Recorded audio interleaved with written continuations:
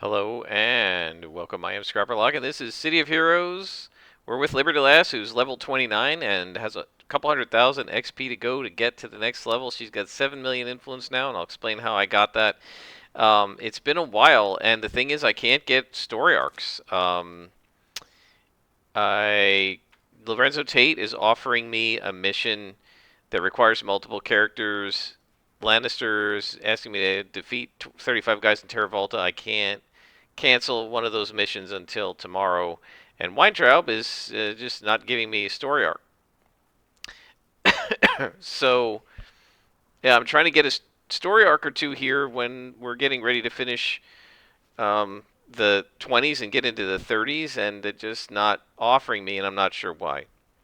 So, why'd I bring you back? Well, I've been doing some radio missions, and I'm getting close to getting Detective Hutchinson in Independence Port, so I thought we might try to do that today. But first, what I wanted to do was talk a little bit about something I saw on another channel. It was somebody who showed how to make money in City of Heroes at low level. And I want to show you how this YouTuber explained to do it. And so I'll show you how to do it, but I'm going to explain why I don't actually recommend doing this at low levels, or actually at all. So the key to doing this is to use these salvage items I've been trying to save up, and I haven't spent a single one yet.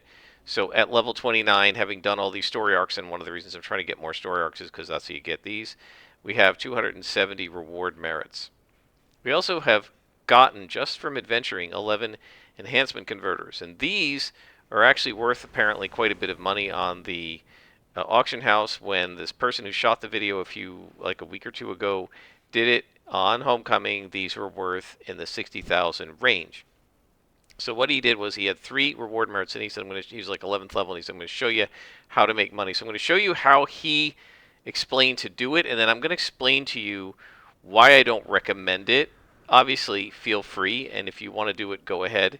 And some of it's going to depend on whether you want archetype origin enhancements or not. But my sense is that most people like them, and the reason that people like archetype enhancements, I'll show you when we get inside. So the place to go is the reward merit vendor. There are ones scattered throughout the city, but the easiest one to find is the one that's inside City Hall here in Paragon City Hall, right off to the side. Here's the merit vendor. So he had 3 merits, and what he showed was not the enhancements. These are the archetype origin enhancements for us. We have Brute's Fury and Unrelenting Fury. Each one of them costs 100 to buy a single enhancement. So a set of 6 costs 600, and 2 sets of 6, which are the most you can have on one character, is 1,200 reward merits. So even with nearly 30 levels and, I don't know, 15 story arcs or however many I've done, we only have 270 of these. But what he showed was that, and so, by the way, one of the reasons these are so nice is that they are not dependent on level, unlike enhancements that regular enhancements that you invent, which have a level that's fixed and never changes, and they always operate at that level, and the higher level ones are better. You can slot an archetype enhancement in at 10th level, I think, or 11th level, as early as 10th or 11th level, and it will stay your level until 50. So it will always be your level, and it will always be good. Whereas if you slotted in a level 11 invention enhancement, it would only be like plus 10% or something to healing, and it would never get any better, although it would never expire, right? So the idea here is these things are really good, and they cost merits to purchase. However, you can purchase other things, and he went into the salvage, and from the special salvage, at the time, since he only had 3, he couldn't buy any of these. And I don't know how much any of them are selling for the auction house, but what he showed was for 1 reward merit, you could buy 3 enhancement converters, and that gave him 9 total, plus he had 1 from a mission drop, so he had 10. And then he went on to the auction house, and he dragged one of them on here. We'll just put 1. And you look at the history, and you see there's 60,000 each. So if you put 10 of them on, you'd make 600,000 influence. So right away, at level 11, he went from nothing to 600,000 influence. And that sounds pretty good. But the problem is that you can't get reward merits by purchasing them. There's no way to buy them for influence. So when you have more influence later, you can't purchase, as far as I know, reward merits. The only way to get them is to earn them through doing story arcs and several types of missions and that sort of thing. Also, you get some reward merits for completing explorer badges. I think you get, I don't know, a couple per every time you complete an entire zone of explorer badges. And somebody said on the hero side in the comments of his video that you could get up to 40 total. 40 is nowhere near the 1200 you need. And we're getting in the 20s here. You get about the number, it's not exact, but about the number of reward merits as what level you are when you're in the mission, when you're in the story arc. So even in the 40s, you're only going to be getting 40 or 50 merits per arc. So you're looking at having to do like 30 arcs in order to get enough merits if you never spend them on anything else to get all 12 archetype origin enhancements. So even spending a few is dangerous because you might not have enough merits to get the ATOs you want if you keep spending them on getting influence. You can get influence other ways. I've got 7.25 million influence, and I've never ever spent anything that costs merits. What happened? I got it was a defense set that's really good in PvP. It's another one of these. It was at level 32, I think, enhancement. I dragged and dropped it here. I saw it was selling for various amounts from a few 100,000 to millions. I put it up for, I think, 200,000, and it sold for like 6 million. And now we're set for the rest of this character's career. Now, you could say you can buy archetype enhancements. So you could, if you don't have merits, you could just buy them. Well, here's the problem with these. Let's look at the Brute sets. Brute's Fury. Okay. Check this one out. There's no history available. There are 37 for sale and 297 or 94 bidding. And there's no history available, which means it's been a while since one of these sold. This one. These are selling from 8 to 25 million. Okay? These guys are selling from 8 to 10 million. So think about this. 100 merits, right? Selling these things for 60,000 each. Okay? 10 of them got you 600,000. 100 of them get you 6 million. That is not enough to buy one of the enhancements that cost you 100 merits to get on the vendor if you try to get it on the auction house. They cost way, way more than that.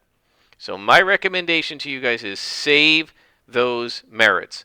Go on story arcs, get your explorer badges, do anything you can to get merits, because the merits can be used on this vendor to get free archetype origin enhancers. And you can get influence by selling orange set recipes, right? The recipe I sold was it was a resistance set. It could have gone into mind over body. However, it needs 6 slots, and I don't usually 6 slot my defenses, and I don't play PvP, and a bunch of the bonuses were in PvP. Now, this was a very nice set, not going to lie.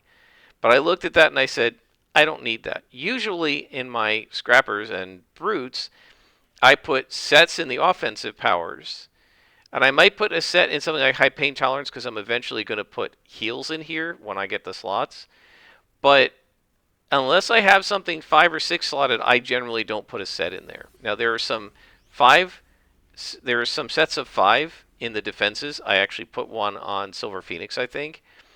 Those I might get eventually when I have enough sockets available. But at this point, it was way more worth it to sell that one recipe from one set that was only 34th level anyway, that's not going to level up with us, and use that influence to buy all kinds of generic intervention enhancements and just get ourselves genericked up. We'll be fine, right? And then the sets will come when they come. We'll get them eventually, but getting sets costs like 100 million for a single set. I'm not going to fool around with that now, and I certainly don't want to waste merits when we could get free sets by using the merits. So I don't recommend doing that. But if you want to, I've now also shown you how to do that. Again, not something I would personally do, but your mileage may vary. Okay, so let's go ahead and head to Independence Port. And the reason I'm doing Independence Port is because it's in our level range. And we've got to get this done now because we will out-level Independence Port next level. Okay, because as you can see here, Independence Port is level 20 to 30. And so we don't want to out-level it. So let's go ahead and we've already sort of out-leveled Talos Island, which only goes to like level 28. So let's go ahead and do another radio mission. So the way to do this is to go in here and click on this, and it gives you 3 options. This one's Circle of Thorns, this one is Circle of Thorns, and this one is The Lost. Well, let's fight The Lost and see what they've got for us. And that is south of here. So these are mostly generic missions. They're not going to get us reward merits, but we will eventually be able to take a mission to stop a bank robbery, which is pretty cool. Again, I don't know that we get any reward merits for it. We're not going to obsess over that. As long as we do story arcs, we'll be fine. The main issue I have now is I can't auto-complete these missions, and so I can't get past them to the story arc. And what I might actually do is just off-screen suck it up and take out whatever it is, 25 Sky Raiders in Terra Volta, and actually use the autocomplete to get rid of the mission that requires multiple player characters from Lorenzo Tate.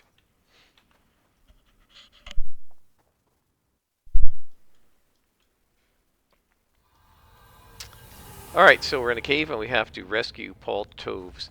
It's interesting, so far every single one of the radio missions has been to rescue an NPC. There haven't been any that have just been capture somebody or defeat somebody or defuse a bomb or whatever. It's all been rescues. So these guys are all going to be mutates, and none of the specially named guys like Henman, Gunman, except for maybe the aberrations or anathemas, because the mutates are basically what you get at above level 20, because the Lost are not normally found above level 19. And yeah, I didn't think about this. They don't really scale up, right? So they might be a little difficult at level 17, but by level 27, they're just not a threat. The anathemas and stuff are perhaps still reasonably a reasonable challenge, but the mutates just don't have anything that they can do to threaten somebody like a scrapper or a brick or a brute. I almost called it a brick. Brick is what you say in Champions, but not in City of Heroes. We call them brutes. I've been having a lot of fun with this set. I'm trying to decide whether I like this set better or worse, or not. Which set I like better, this or Dark Melee. I think this one looks cooler, but I like Dark Melee's powers a little better. Particularly, I like that Shadow Maul where it just goes and does like the multi-hit, and they just don't have anything like that in Energy Melee, unfortunately. But they do have this one, and I like that one. That's pretty cool. The wind up and the punch. It's like you're throwing a pitch almost. It's pretty cool. Oh, I did want to mention that this wind up and punch. So this is our level 28 power. When you have it charged up in total focus, it increases the radius. So let's just take a look here in info. I took this last level. So what happens is this thing normally hits, it's a cone, 120 degrees, and it normally hits up to 5 maximum targets, but if total focus is running, it can hit more than that. This makes it not worth using the, I mean, I'll sometimes do it, it really doesn't, it's not worth using the total focus energy buildup on this power. The main reason is that we're just never going to face more than 5 guys at once in most missions. Or, I mean, if I over aggro, we'll face more than 5 guys at once. But here, like, there's only one guy, so releasing the energy like that was really not worth it. I mean, I don't worry about it, but releasing the energy on this first one, Barrage, will cause it to automatically stun the target, right? So I can go over here and automatically stun this guy. And that obviously is good damage mitigation, whereas if we're doing the this power crash that I just did there, it's nice because it has an actual 1.35, I think, base accuracy, so you don't have to put a lot of accuracy enhancers on it, and it'll be really good at hitting. But it doesn't do that much damage, and the cone is always going to be active. It just maxes out at 5 guys, and the total focus just lets it go up to 10, but we're never going to be facing 10 guys at once. It's going to be very rare. As you can see, we're mostly facing 3 in here. Sometimes you might face 4 or 5. I mean, you might occasionally face 6 or so, but if you can hit 5 of the 6, like, who cares?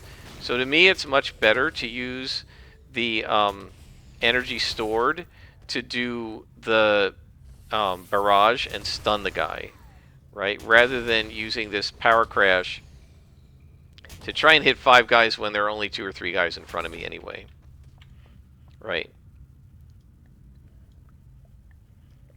Now, if the total focus turned the Alvin is the name of a Rigby. If the total focus turned this thing from a single target to an AoE, then it would be worth it. But that's not what it does.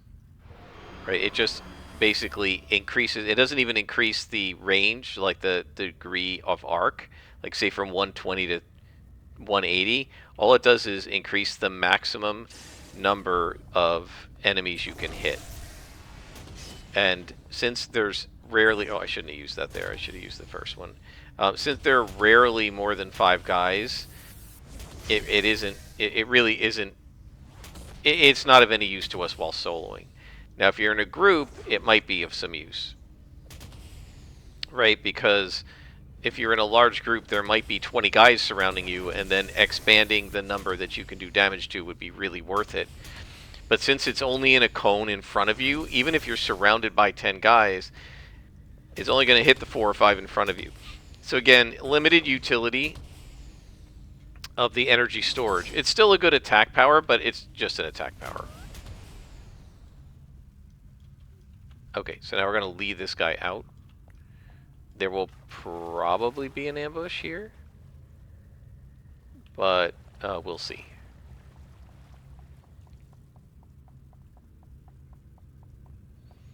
So the other thing is, we won't worry about the ambush, we're pretty powerful. So at level 29, I added a slot to Whirling Hands because I use that a lot, and it's a good AoE power, and I want to start putting damage on it. And a slot to Quick Recovery, so when we get an Endurance Modification Enhancer recipe, or when we get to level 32, we will put that third Endurance Modification on it, and that will really help.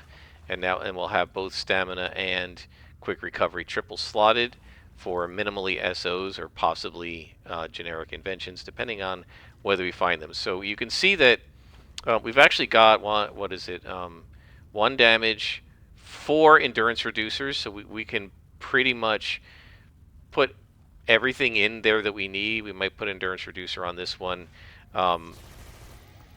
So we're going to have, we got a bunch of endurance reducers. We've got defense. We've got resistance sets. We've got an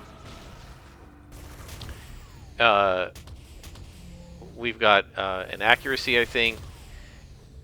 Maybe a health. So we have a bunch of them. And what I typically do is, as we level up and as we add slots, right, we can slowly start putting those in. So for example, let's get this guy out and then I'll show you. We're near the exit, so let's just head out.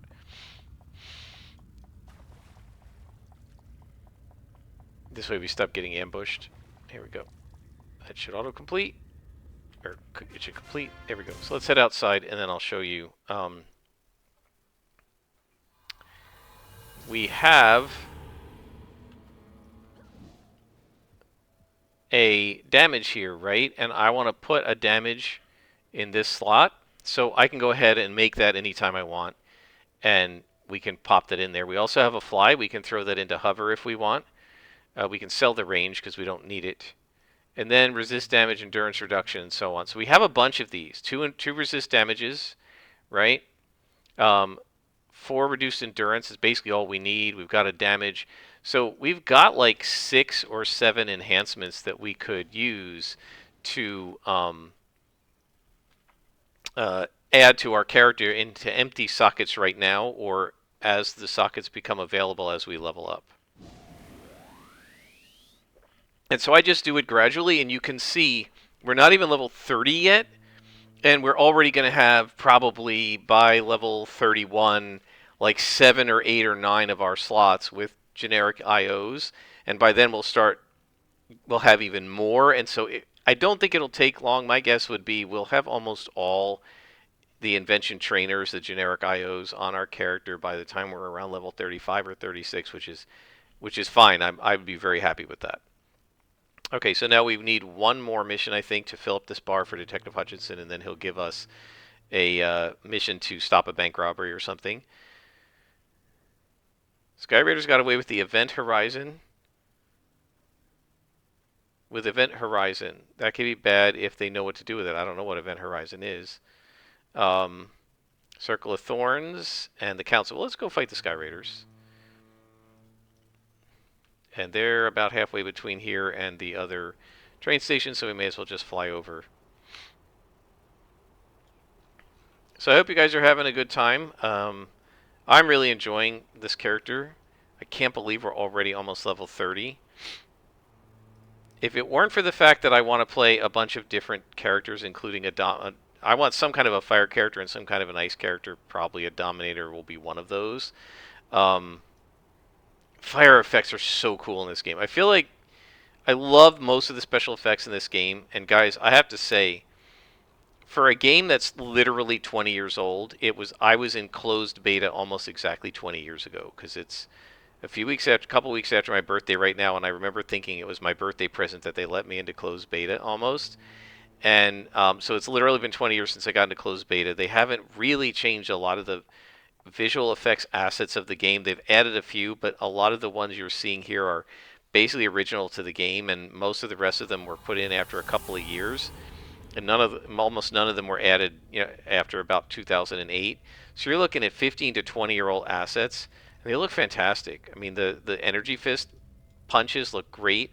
The fire effects are so good in this game. The ice effects and the sound effects are amazing. I just think for a game this old, I just find it really incredible that they've done such an amazing job with the effects, both visual and auditory. It's just been fantastic. They're just great, and it's one of the things I really love about the game, and one of the things I miss when I'm not playing it is the visual and audio effects. I mean, look at these energy hands. Look how cool these look. They look comic booky, right? It looks like it's something out of a comic book drawn by George Perez or something, but it also looks just really good. And the capes, I think, are pretty good. I mean, one thing I've always criticized about the capes, because they kind of stretch a little bit too much when you run. They look a little bit like rubbery instead of like cloth. But still, it has some of the best cape physics to this day. And it was, again, these were put in the game in 2004, 2005. Right? I think it was 2004 still. It was added in issue 1 or 2. That is pretty incredible. And so the visuals are, for a game of its age, they are really quite nice.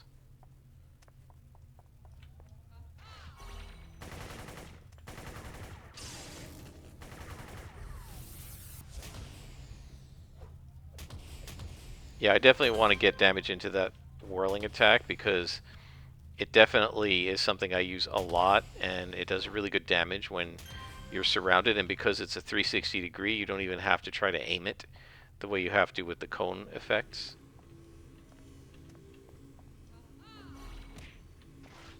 I mean, look at that. Looks awesome. They do a really nice job of how the effects look when you get hit, like the sort of flashes when you get hit, and it looks a lot like the the types of effects you see drawn in comic books, but just done in like 3D graphics instead of two-dimensional on a sheet, on a page. So it's really cool.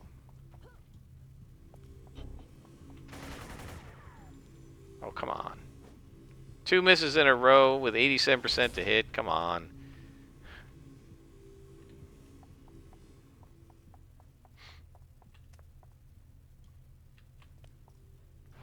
I remember when I got into City of Heroes, I was really blown away. I knew it was done by a fairly small dev team without that much money.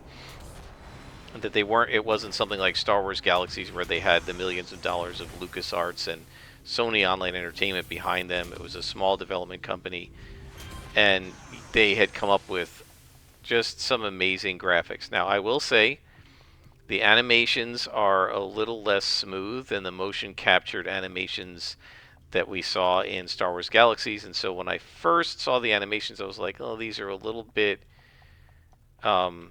stiff, or whatever you want to call it, but they're still pretty good for the time, and there really aren't a lot of games even today that I feel like are all that much smoother or better than City of Heroes. And the whole package of the way the animations work, plus the visual effects, plus the costumes and capes and everything, the way they light the game, which makes it always possible to see what you're doing, which I really like. The sound design, the music, all of it together as a total package. I really think they did an amazing, amazing job on this. To this day, it's good. But for its time, it was insane how good it was. And I remember, being so blown away, too late, by how awesome and smooth the game was. It was much smoother than other games when you weren't getting a map server disconnect. Let's see if we can cone these guys. There we go, 2 of them get hit. Yeah, they're all just hopping and running around. Pains in the neck, cowards. Let's cone these guys. No, couldn't get them. They move around too much. So it's very hard to get Sky Raiders caught in your cone like that because they just move around so much. Sometimes they even get out of the AoE radius of whirling hands even. Oh, there's still somebody left. You guys really kept my fury up nice and high, I'll tell you that. Alright, so let's keep going. We still want to get Event Horizon. Is Event Horizon the name of a supervillain? Or a superhero, maybe? There was a movie called Event Horizon, wasn't there? It was about a ship called the Event Horizon. And it was sort of like a cosmic horror. I remember that was a very weird movie. You had Sam Neill in it, I think, and Jolie Richardson, or whatever her name is. A very strange movie. Sort of a sci-fi thing. I think it was a ship with some kind of almost like a wormhole drive that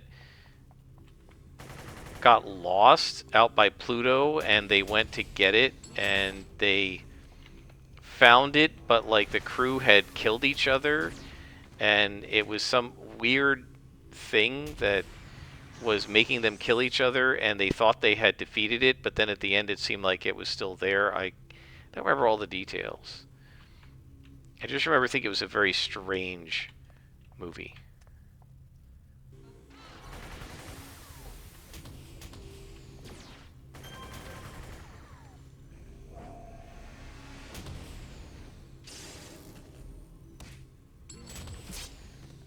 So I don't know if Event Horizon is the name of a character. That actually would be a cool name for a character.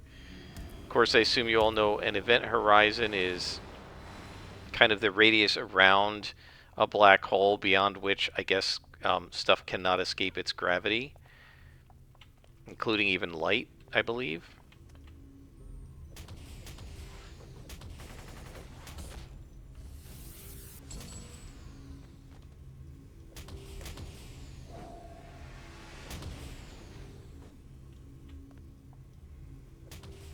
we go.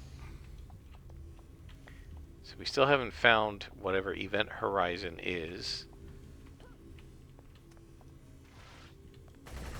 See there, look at that fire effect. Is that not cool? And now my character is burning a little bit. I think the teleport sound effect is really good. That's the event horizon maybe over there, or whatever it is. I don't really know. Click, come on. Too late. I thought I hit that taunt, and I didn't. And you see how long it took me to be able to target this stupid field generator?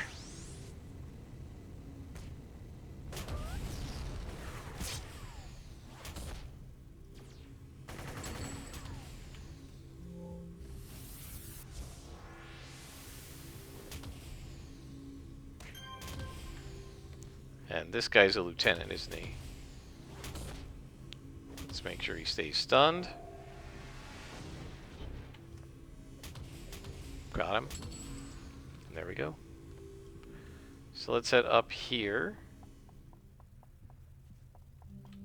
and click on it. So what is this? An odd crystal with a violet line running through it. That is the event horizon? I don't know.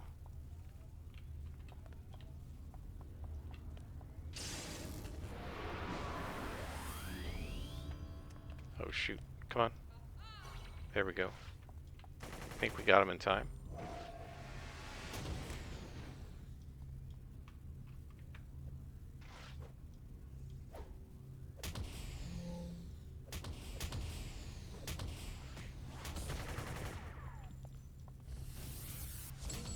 That is a cool attack. Recipe found. So we got another orange recipe.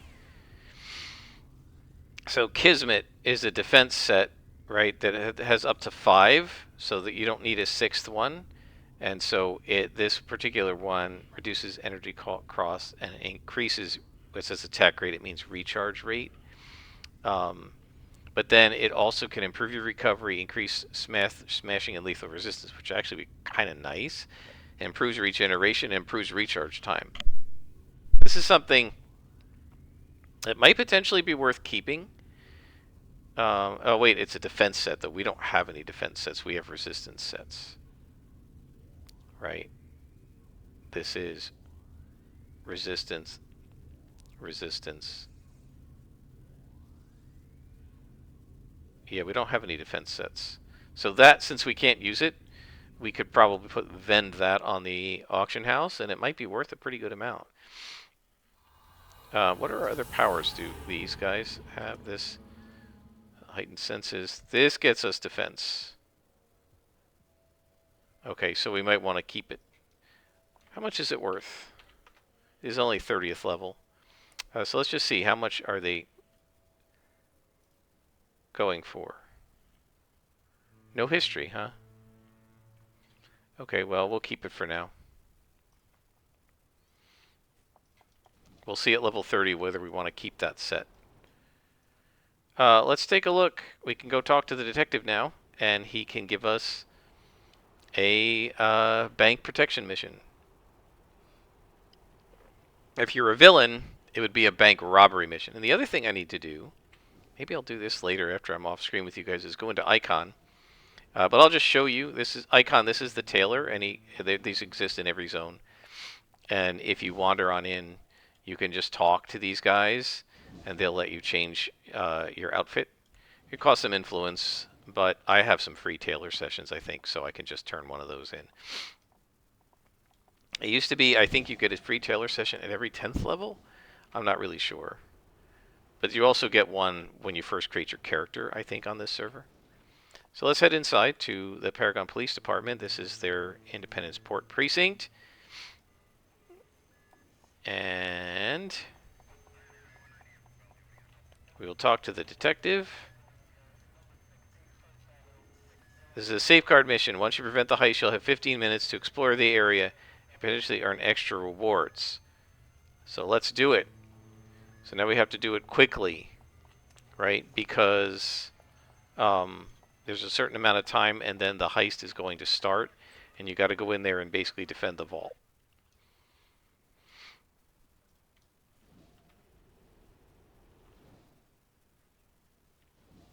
Where are we going here?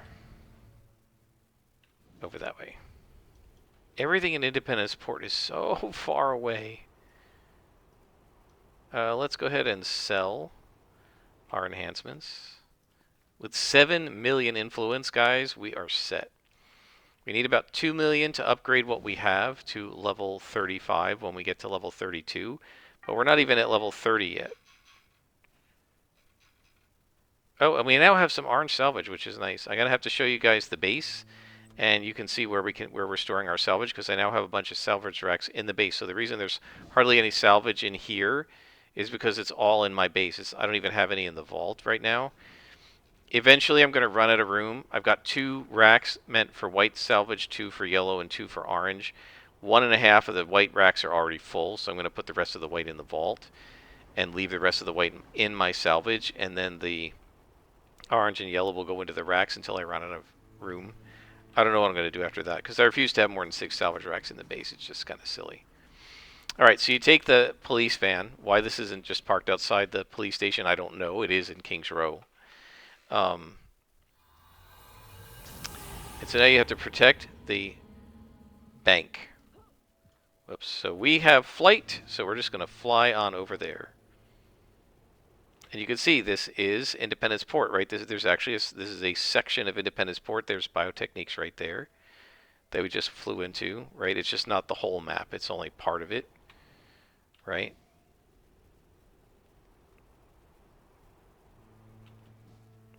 So we fly in here, and the bank is being robbed. Hurry up. So basically it triggers when you get close enough. And there are some idiots right here. Hey, Double Tap. Let's take care of you.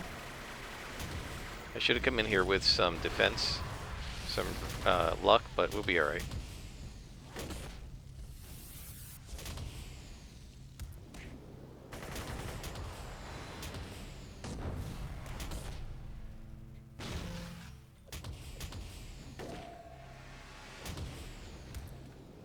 And that took care of the boss.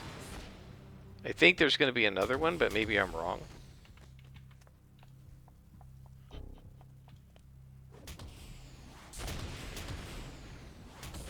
And there's a lieutenant. He's a family thief.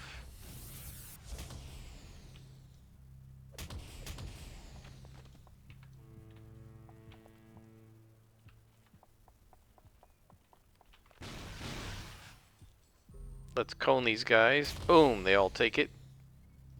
And then AoE them. I should have hit build up. I meant to, but I feel like every once in a while when I click these things, they don't actually trigger.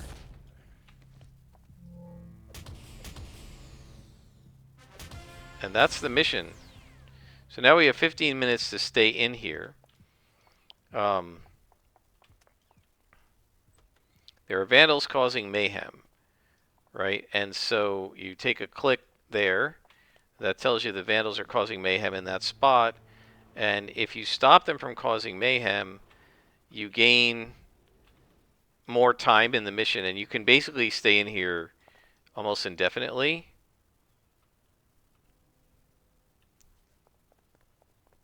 Right here. You can leave the innocents alone. And let's see if we can cone these guys. Boom.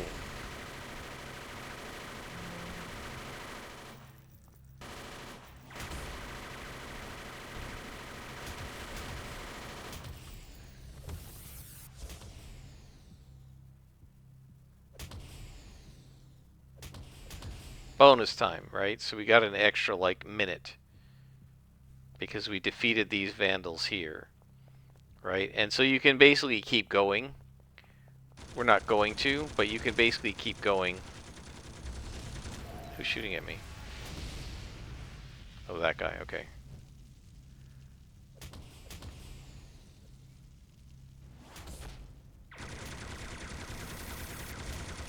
There are, I think, in these missions, there are actually Explorer badges. I don't remember where they are, though.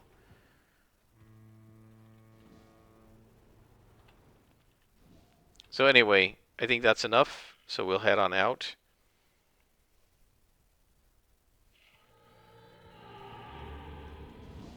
And now we're going to head to the detective.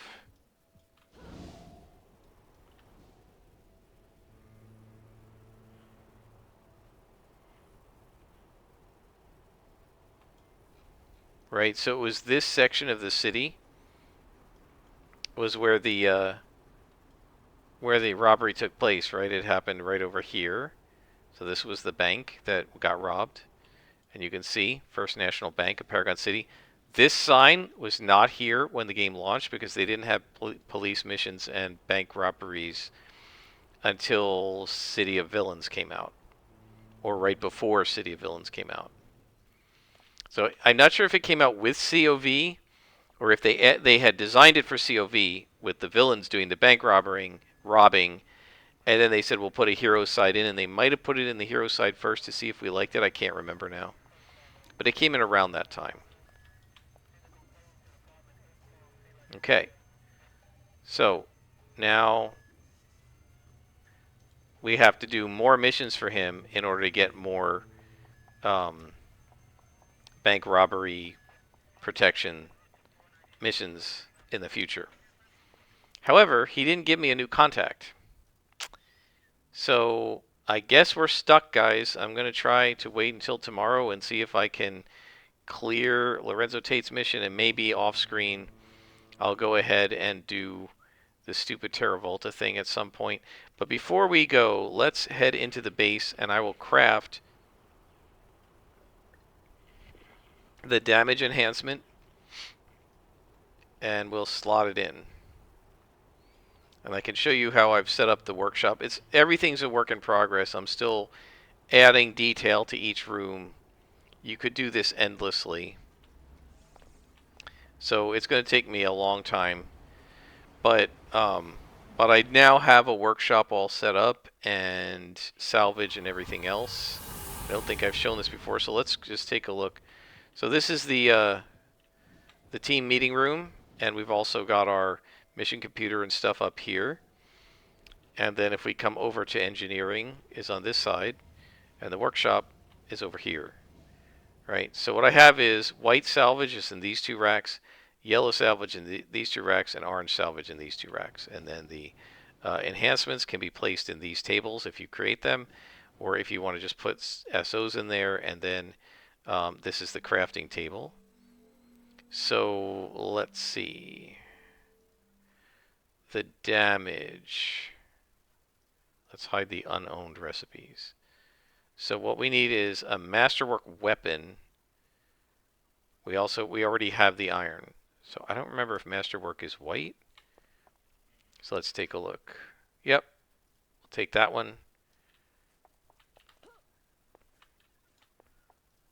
And we should be able to now craft damage.